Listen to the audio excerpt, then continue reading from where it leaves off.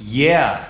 This is Geek Therapy Radio. What are we waiting for?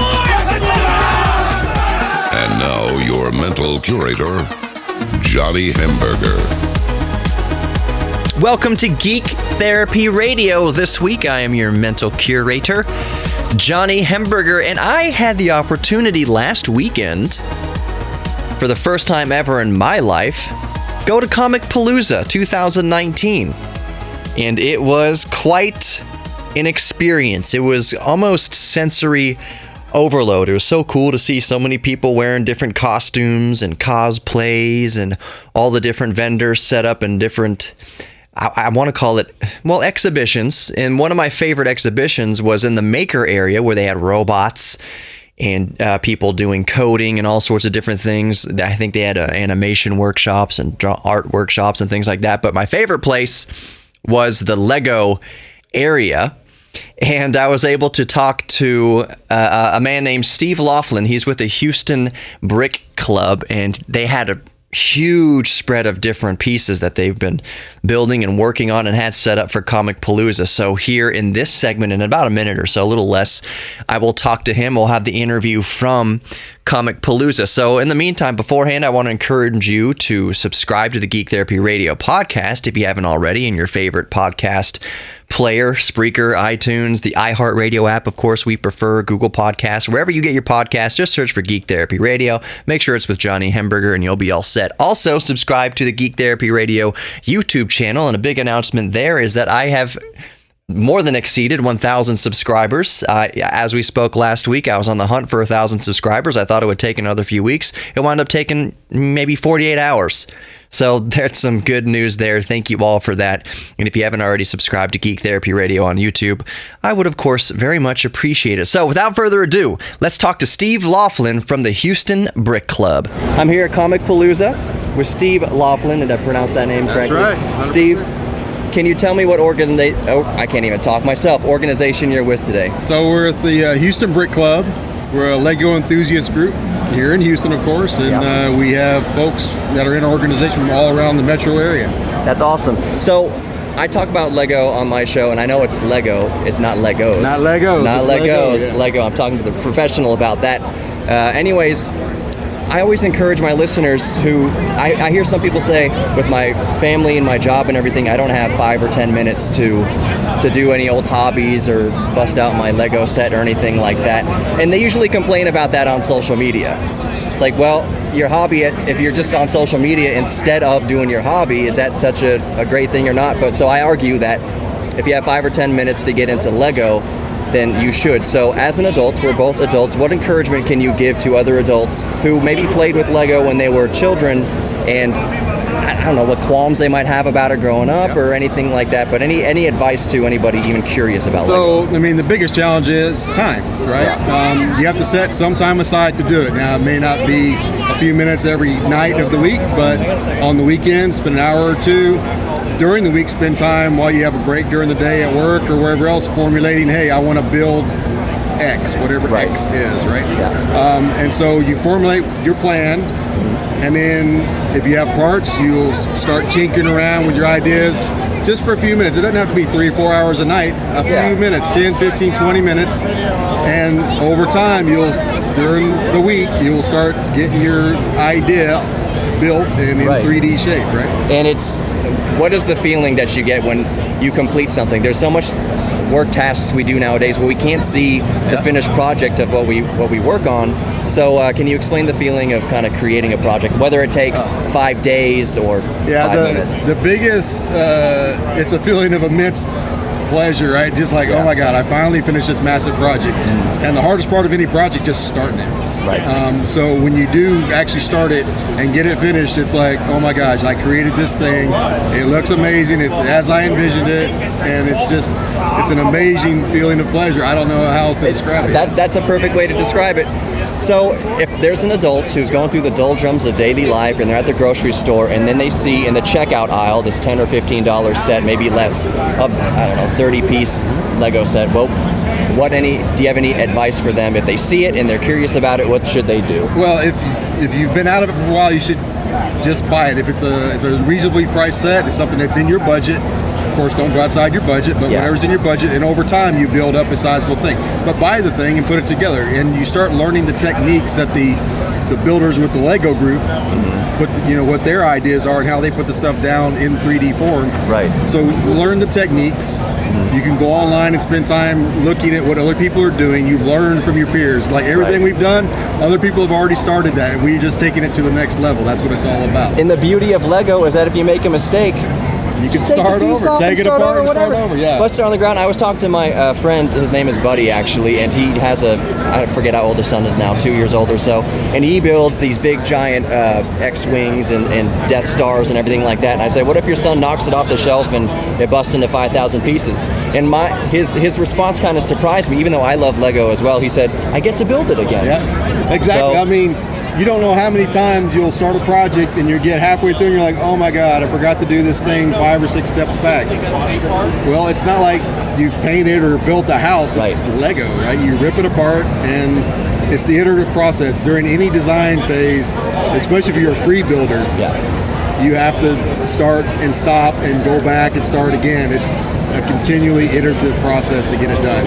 So to finish out here, would you say that tinkering with Lego is good geek therapy? Does it do good for your heart? Let's say you're depressed, or you're not even just fully depressed, but you're just, you're down, and would you say Lego is good? So the greatest thing about Lego, it's a very therapeutic tool, right? Yes. So it can de-stress your day. If you've, had a hard day at work or whatever, it'll help de-stress you just by sitting down and working through, just playing with Lego, right? Right.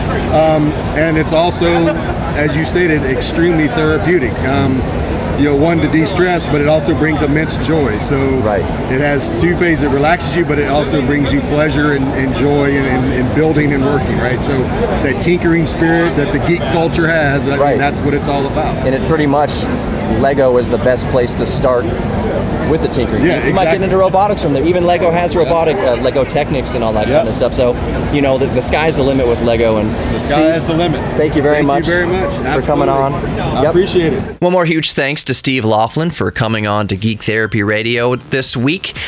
He's with the Houston Brick Club. So if you want more information about the Houston Brick Club, visit HoustonBrickClub.com. That's HoustonBrickClub.com. And they don't just go set up shop at conventions. It's a group of Lego lovers around Houston, and they set up shop sometimes at different places, including the Children's Hospital and various different installations. It's a very cool group to get in touch with and get involved with if you wish. HoustonBrickClub.com. Stick around for more Geek Therapy Radio coming up.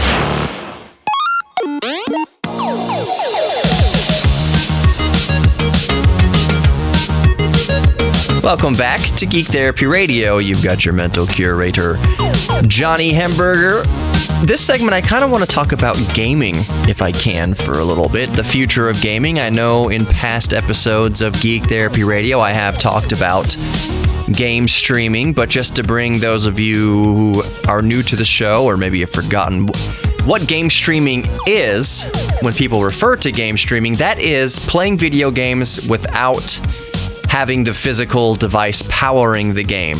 That means, so traditional gaming, you have either your computer or your game console, you buy a PlayStation 4, an Xbox, anything, a Nintendo, and you have the actual physical system in the room with you running the game. With game streaming, the system running the game could be hundreds of miles away. The only thing you're interacting with is your video game controller and the TV. The system hundreds of miles away is taking up all the grunt work. That's all the horsepower that's going into powering the game. There are a few services that do that. Most notably, I think at the moment, would be NVIDIA's GeForce Now game streaming service. That's been around since, I want to say they've been dabbling with it since 2014. I've used it. I have played... I'm not yet done with Ace Combat 7, but I have played most of it with NVIDIA's GeForce Now game streaming. And it's really nice because I use my NVIDIA Shield TV for that. It's just a smart TV device that hooks up to your TV, and I don't have it's not being run locally. It's being run elsewhere, which means I don't have a computer fans going. I don't have to open up Steam. I don't have to boot up the computer. I just turn on the Shield, turn on the TV basically, and launch right into Ace Combat 7. It's amazing in that way. So game streaming is using somebody else's servers, a company servers. It's not like torrenting where you're where it's legally questionable and it's basically a whole pod of users contributing to one effort. No, game streaming is using NVIDIA servers in this case to run the games on their graphics cards, their computers, and they're just piping out the images across the internet connection to your screen. So now you know what game streaming is. Google recently has announced their Google Stadia game streaming platform, and I have had my piece on that. In a nutshell, it was basically just that game streaming is awesome. The future of game streaming is awesome. It's an awesome new technology. But the biggest hurdle I see is latency. Latency is the time between you pressing a button on your controller and then the action happening on the screen. And when you introduce something like game streaming, you, by nature, are increasing the latency, especially if the closest server to you is 1,000 miles away. The speed of light is fast, but when latency is concerned, you will notice a little bit of a lag between you pressing the button on your controller and, for instance, Mario jumping or your character punching or something like that. So it gave me a lot of hope that Google stepped into the ring with Google Stadia game streaming. I said, because really what that means is a company that's huge like Google with the resources of Google, that can propel the technology forward even further. I think a lot of the same way when I think about electric cars. Tesla has made electric cars desirable and brought them into the mainstream. The electric cars are not yet mainstream. That means, 25% of people aren't driving electric cars right now. It's a very, very slim percentage. But Tesla put electric cars on the map and proved that they are viable for transportation. So Google stepping into game streaming, and I'm not saying NVIDIA is a small company. It is not a small company, but a company that's with Google's reach and Google's girth, getting into game streaming will propel game streaming forward. Back to the car analogy real quick. I was just saying that Tesla's got it started, but once big companies like Volkswagen and Chevy and stuff get on board with electric cars, that's going to take the technology all the further forward. That's what I'm getting at with game streaming too. Sorry if that's a little bit confusing there. So not bigger development, but another development in game streaming is that Microsoft and Sony, this is really weird as I say it and explain it. This is going to sound really weird. Microsoft and Sony have vowed to explore new ways to collaborate on cloud gaming and artificial intelligence in a new partnership. I'll say that again. Microsoft and Sony are shaking hands to explore new ways to collaborate on cloud gaming and AI. Microsoft has the Xbox, Sony has the PlayStation. They are very much competitors in the gaming space.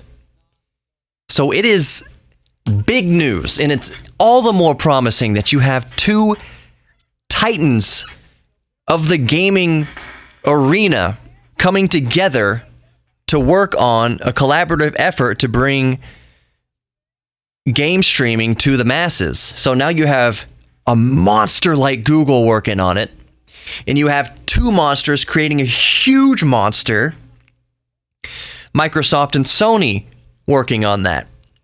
By the way, you've been able to game stream locally for quite a while now, and I'll use PlayStation as an example. Back when the Vita first came out, the PS Vita, and I don't think it was on the PSP, but definitely on the PS Vita, one of the claims to fame was that for a handful of games on the PS3, but definitely a lot of games on the PS4, you could game stream within your own internet network in your house. Over your own Wi-Fi network, you can game stream, play video games. I'll just say it. You could play your PlayStation 4 games on the toilet over Wi-Fi, controlling it but you're sitting there and you're looking at the PS Vita screen and you're controlling your PS4 game. So basically your PlayStation 4 is somewhere on your home network. It's just in the living room. It's running the game, but it's piping the video back to your portable PS Vita. So you can be laying in bed, you can be in the bathroom, you can be in the bath if you want to bring a electronic in the bath.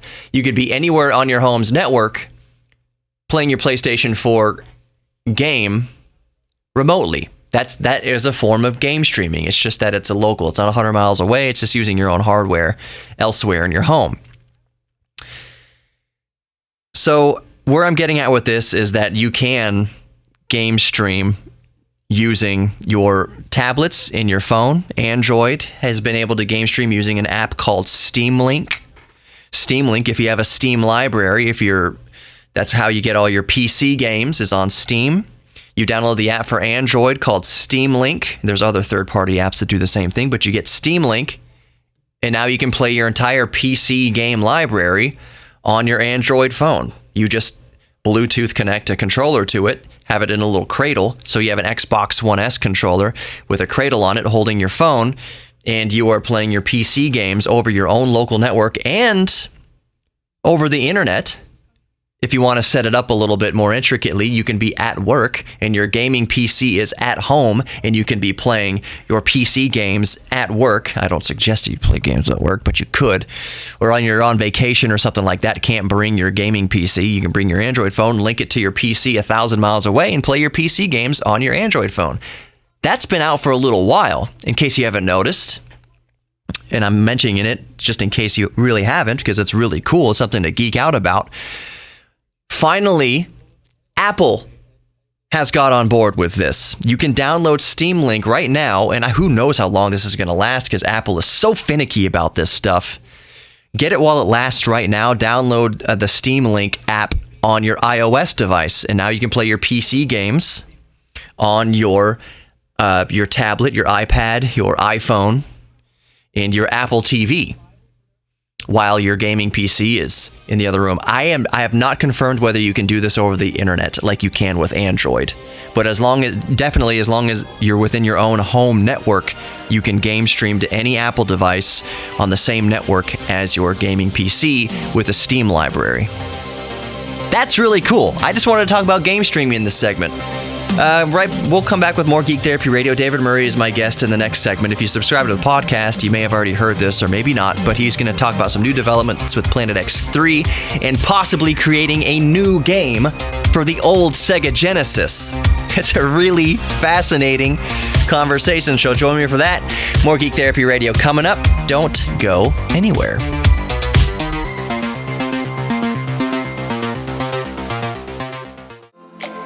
Welcome back to Geek Therapy Radio. I've got friend of the show, David Murray, back on the show here today. He is the 8-Bit Guy in YouTube and also 8-Bit Keys, which is an equally fascinating channel if you ask me.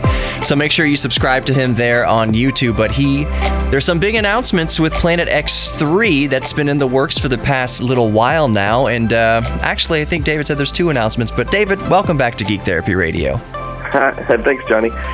So what's the first announcement? The first announcement is the Kickstarter is finished. So the game's available for general sales now, which is something I've been pushing for a while and just haven't been able to do because I had so many Kickstarter orders to fill. Yeah. Yeah, that's the first bit of news. The second bit of news is that actually, and I don't want to take too much credit for this because somebody else emailed me like a couple months ago and wanted to add more video modes to Planet X3. Yeah. And actually, they'd been pestering me to do the video modes, and I kept telling him, look, I don't have the time. And, he seemed to know a lot about how this stuff works. So I said, hey, I'll send you the source code. You add them in there. Right. And he did. And he did. So he's added like 4 new video modes to Planet X3. So that's something pretty cool because it already supported quite a few different video modes. Right, but this would make it even more compatible, would you say? Right, especially with obscure machines and things like that. Yeah. Yeah, so I saw you posted on Facebook some updates and screenshots with the new video resolutions and different modes. You mentioned that it's compatible. Is it compatible with the Commodore PCs compatibles? Is that right? Well, it's always been compatible with the Commodore PCs, but just using the standard CGA mode. But a lot of people are probably unaware that those machines and a few other machines that came out around the same time have a hidden 16-color graphics mode that was never advertised, and it's not compatible with the Tandy or EGA graphics. So it's kind of its own thing. It's called Plantronics Color Plus mode. Yeah. There were only like 3 or 4 software packages that ever supported it. Most of them were like business software and stuff. So as far as I know, there were 0 games that ever took advantage of it. Now there's one. Right. So what is the possibility? This just kind of popped into my head.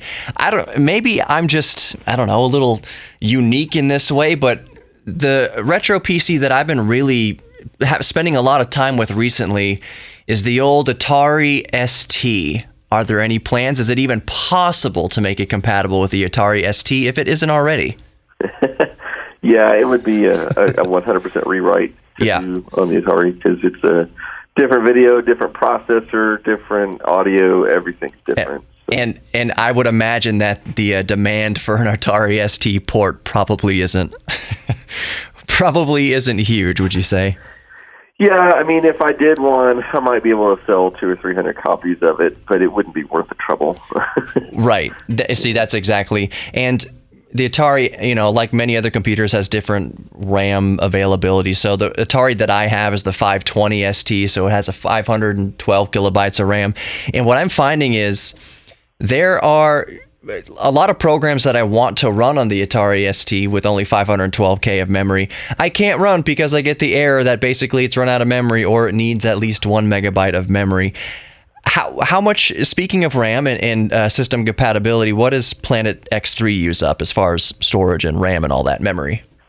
Well, if you're running it on a CGA system, it only uses 256K. If you're running it on a VGA system, it requires 384K. Okay. So actually, in theory, it would run fine on an Atari ST with 512K, assuming wanted to do the port. Right, and I'm not pressing you to do the port. I just think it's, like you said, there's going to be way more demand for PC compatible and MS-DOS ports than there is going to be for some. I don't want to call the Atari ST obscure, but compared to DOS, it is pretty obscure in terms of numbers and everything. And I believe Atari was more, I want to say it was more popular overseas than it was in the United States. But don't quote me on that, listeners. I'm not 100% sure. I think the Amiga was more popular in the UK. But yeah, I think the Amiga was more popular in Europe than it was here. Yeah. And the Atari, I don't think, I think the US and Canada was probably its biggest market. Yeah. So it does use a 68,000 processor, though, and I haven't really mentioned this a lot, but I actually have a guy who's working on a port for me for the Sega Genesis. What? Yeah. That's awesome. I need to get back with him. He started work on it about a month ago, and he said he's made significant progress. I haven't actually seen anything of it yet, but on the bright side, he's already got all the graphics, available. I mean, he probably has to convert it a little bit, but so he doesn't have to redo all the graphics. But he's got to redo all the code, all the source code. That is really, really cool. That didn't even cross my mind. But so, are you talking maybe eventually, hopefully in the future, shipping out actual cartridges? Yeah, that's the plan. Awesome. I'm actually really curious to see how he's going to do the interface too, because Planet X3 requires quite a few different keys on the keyboard to initiate different commands, and obviously when you're dealing with something like a game console, he's going to have to redo some of the interface to make it work better with the controller with limited buttons. Yeah. So I'll be curious to see how he does it. So I have two extremely facetious requests here. One, that he does a port that can completely take advantage of the 32X add-on, and also make sure it's compatible with the Sonic and Knuckles what do you call it? sister board, daughter board, whatever you want to call it. You know what I'm talking about, Sonic and Knuckles, where you could put Sonic 2 and 3 on top of it, and then you could play as Knuckles inside Sonic 2 and Sonic 3. If Planet X3 can use those two devices, the 32X and the Sonic and Knuckles cartridge, that would be awesome. But I would be curious to his take on that. I'm being completely facetious with this, but you never know. I haven't heard him mention those, so I don't know. See, the Sonic and Knuckles thing, that's really ridiculous, but the 32X thing, I don't know, maybe you can add some extra sprites or some extra Easter eggs or extra sound. I don't know. It's fun. As geeks, it is very fun to kind of speculate on all this, whether or not it actually comes to fruition. Am I holding my breath for a 32X capable? It is safe to say, though, that he will take excellent advantage of the sound chip in the Sega Genesis, because the guy doing this is actually the guy who wrote the sound engine for the PC version of the game. So he definitely has experience with that sort of thing. So that's really cool. A question that comes to mind, and the reason why I asked if it comes out on a cartridge, what are your feelings towards Planet X3, MS-DOS compatible Planet X3, not necessarily the Sega Genesis version, theoretically in the works, but I've seen some people ask about making a digital download available. What are your thoughts on that? Oh, well, I plan to do that. I did the same thing with Planet X2 a couple of years ago. I sold out most of the box copies I had, and then once that happened, I released a digital download only. I guess what I'm afraid of is if I release a digital download, a lot of people might go for that might otherwise buy the box version. Then I'll be stuck with all these box versions I can't sell. So. Yeah. But I don't think that's going to be a problem, though. In fact, I wouldn't be surprised if the next 3 to 4 months I don't make a digital-only version available. That'd be really cool. Yeah. That'd be. I mean, I still need to get a copy of X2 and X3, so I'll probably place. In fact, I plan to go further than that. I actually plan to release the source code around the same time as well. Ooh, old school shareware, maybe? No, not so much shareware. Just once the game's kind of run its course as far as sales are concerned, I feel like I did so much research and got so much talent to come in and help me with this as well, that there's a lot of people have been asking, well, gee, I need help programming in these old systems. I don't understand how to use these video modes and stuff like that. And I feel like, well, if I release a source code for X3, then there'll be a lot of people will be able to look at that and maybe write their own games. Man, as a result of, or maybe modify X3 to do all the things that I wished I'd had time to make it to originally, or a combination of those. So yeah. Yes, and that's one of the things that I love about geek culture, and what you add to geek culture is that we really like to share our hobbies and interests with each other. So the fact that you're even talking about making Planet X3 open source, that's really doing something for the geeks. That's doing something for the people. So I think you're going to help out a lot of people by doing that. Well, I hope so. Yeah. It'll be fun to tinker with regardless. So in the last minute here, I'm sorry to kind of rush things along. I don't want it to feel rushed, but what is after Planet X3? Oh, well, I don't know if I have any games coming anytime soon, because I'm kind of devoting most of my long-term project time over to the Commander 16, which is it's a computer that I'm trying to build. Yeah. So that's going to be taking all my spare time for that. Okay, with the time left here, let's plug all that good stuff. The Commander X16. Tell us about the Facebook page and where people can go to learn more about that. You should just search Facebook for Commander X16 and you'll find it. You can also find there's a Facebook page dedicated to Planet X3 as well. And again, if you just search for it, I don't have the exact URL handy, but you can find it. It's pretty easy. Right, and I'll link to it in the show's description here when I put up the podcast version also. And David, I forgot what I was going to ask. Where can people go to buy Planet X3? www.the8bitguy.com. Awesome. David, thank you so much for coming on Geek Therapy Radio again. Oh, you're welcome.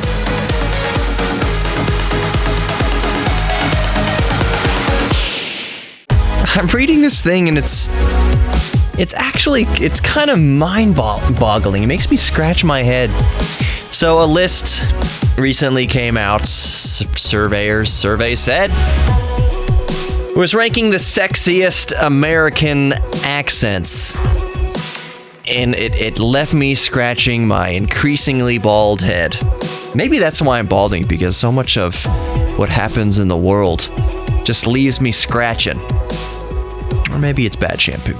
Anyways, the sexiest accent in the United States is Texan. Yep, the Texas accent is, by those surveyed, and it's like 15 million people, they say, Texas has the sexiest accent in the world. Or not in the world, sorry, in the United States. And that's not necessarily what leaves me scratching my head. And maybe it's just because I'm from Texas, I've been born and raised in Texas, that it doesn't surprise me, but it's also kind of puzzling. And you may be wondering why I don't have such a Texas accent if I am from Texas. I was born in San Antonio. I was born within miles of the Alamo. I'm as Texan as it gets. But I was raised by, for those of you who don't know already, my dad was Alan Hemberger, and he was born in New Jersey and was raised in Boston. So he grew up with kind of a New Jersey Boston accent, but when he got into broadcasting and communications, he was trained in what's called non-dialect. So I was raised in a house of non-dialect. Everybody around me in my community spoke with their, mostly Texas accents and accents from all over the world. I had a lot of friends from India, had a lot of Hispanic friends. So, that's one of the beauties of Houston, isn't it? Is that we have such diversity here that you could be born and raised in Houston and not have any distinguishable accent, whether or not you were raised by someone with a non-dialect or not. So the Texas accent is the sexiest in the United States. But here's where I scratch my head. Here's where I pull what's left of my hairs out, because I strongly disagree with what is ranked as number 2. This is the mind-boggling part. The number 2 sexiest accent in the United States is, do you want to take a wild guess real quick? 5, 4, 3, 2, 1. Boston. The Boston accent, Baston accent, was ranked the second sexiest. Are you kidding me? And one more time, this is 100% my own personal opinion. I love Boston. I am an unashamed, through upbringing, Boston Red Sox fan. Go Bruins in the Stanley Cup. So I love Boston. I love going to Boston. I love Cape Cod. I love all of that. I spread my dad's ashes around Cape Cod, spread my dad's ashes around Fenway Park, inside and outside Fenway Park, on the Green Monster, under the Green Monster. I love Boston. I love the history of Boston. If you haven't been to Boston, it's one of the most, if not the most historical city. I don't know, maybe you could argue Philadelphia. But it's one of the most historical cities and regions in the United States. That's very close by where the United States started. Just that region. New England. I love New England. But the Boston accent, to me, I should be careful now. I should be careful now. When you go to downtown Boston and there's native Bostonians just screaming at each other from across the street, rather than, hey, maybe walk across the street and have a conversation, where they're just screaming at each other across the street, cursing. Every other word is the F word. It's coupled with the accent. I'm just saying, it's my own opinion. Don't hate me. The accent, after a little while, becomes grating and abrasive to the ears. It does not flow. It is not eloquent. It is harsh. Again, just my opinion. If you think the Boston accent is sexy, I have nothing. I can't say anything to that. You might think the Texas accent is the least sexy on earth. All I'm arguing there, just for my opinion, is that at least a Southern accent has a drawl to it. It's kind of soothing and it's comfort. There's a drawl to the Southern accent. It's nice. It flows. At least it's not grating. Where'd you park the car? Hey, you bastard! Where'd you park the car? Stupid. It's harsh. I think, honestly, I think people are equating sexy accents to actors. Honestly, I think that's where it's going. But at the same time, one of the least sexiest accents, it's like number 47, was the Valley Girl, California accent. That surprised me. You would think a lot of guys would have some sort of, I don't want to call it fetish. Can I talk about fetishes for a second? Before we get back to accents and why I think people think they're sexy. Fetishes. It's funny to me when I see comments on the internet, somebody will post a picture on Imgur or Reddit or anywhere like that, and it's some sexy girl or actress or whatever. I'm going to be specific to women here.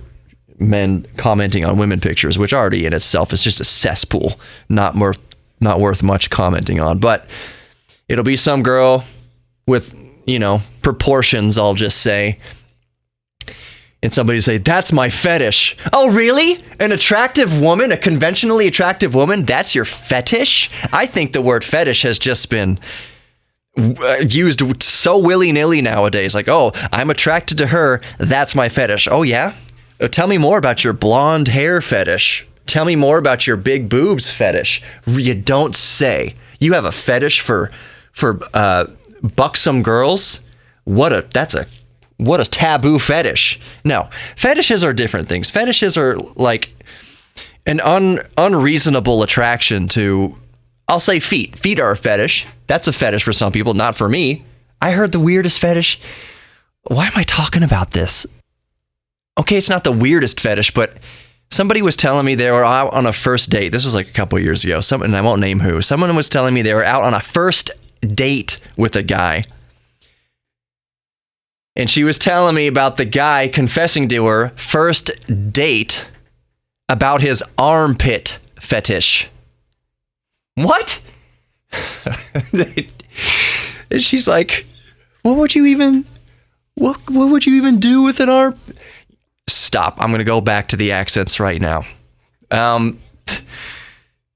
think people associate sexiness of accents with actors who have the accents. So I would think that, a Texas accent, there's a lot of women who think Matthew McConaughey is very sexy. He's from Austin. He has too much of a Texas accent. I think it's too much. I think Matthew McConaughey's Texas accent is part of his shtick. The stupid Lincoln commercials. Why, Sarah? We gotta drive out of my driveway. What does a star mean? What is greatness? Am I great?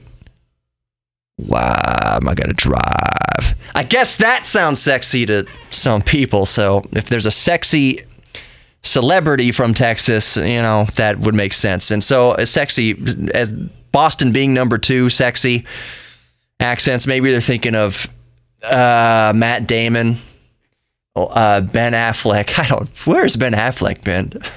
Is he alive?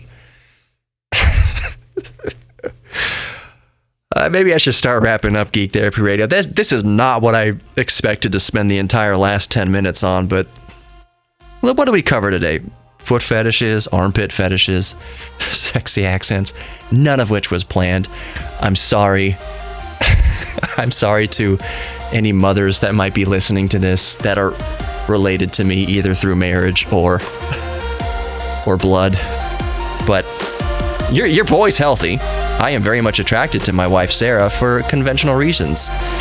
I'm just going to get off it. Thank you for listening to Geek Therapy Radio this week. Subscribe to the Geek Therapy Radio podcast. Subscribe on YouTube. Be good to each other. Be good to yourselves. And I will see you next week. Thanks, my geeks.